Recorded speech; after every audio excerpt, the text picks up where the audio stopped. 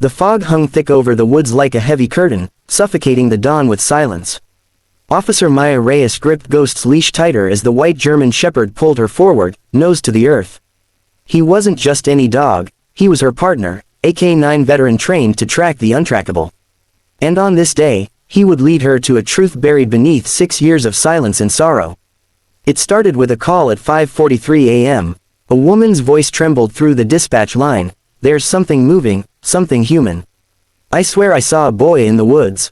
But he looked like he was wearing the same clothes from the posters years ago." Posters that were now faded, curled at the edges, some torn from telephone poles by the wind, others discarded like forgotten hope. No one wanted to say it out loud, but the town of Ash Pines had moved on.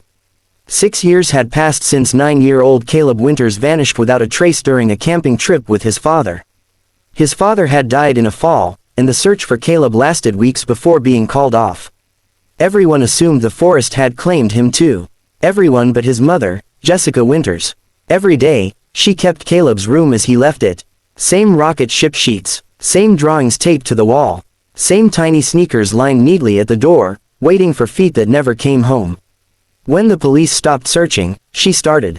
When her friends stopped visiting, she kept going. Year after year. And now, there was Ghost. A rescue-turned-police K9 with scars no one could explain and eyes that seemed too knowing. From the moment Maya adopted him, the dog had shown an eerie sixth sense, especially around the woods that had swallowed Caleb. That morning, Ghost began barking madly near the old trailhead, pawing at a collapsed hunting blind half buried in moss. Maya crouched down, brushing aside leaves, and found a set of fingernail marks gouged into the wood. Fresh, fear settled into her bones like ice. Ghost didn't wait. He darted into the trees, weaving between trunks, ignoring Maya's commands to slow. The deeper they ran, the colder it got, unnaturally cold.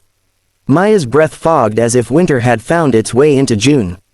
That's when she heard it. A voice. Small. Hoarse. "Help." Maya froze. It was no trick of the wind. She followed the voice, heart thundering, Ghost charging ahead. They reached a clearing she had never seen before, though she'd patrolled these woods 100 times.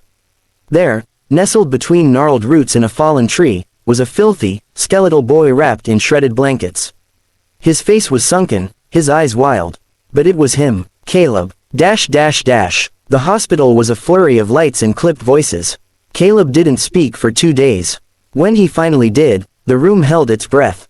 "They never left me alone," he whispered. Not the whole time. The details came slowly, in shuttered bursts. After his father fell, Caleb had tried to find help. That's when, the man with the gray smile, found him. Not a man, really. Something worse. Caleb had been taken to a hidden cabin deep in the forest, kept underground, punished when he cried too loud. There were others before him, Caleb said.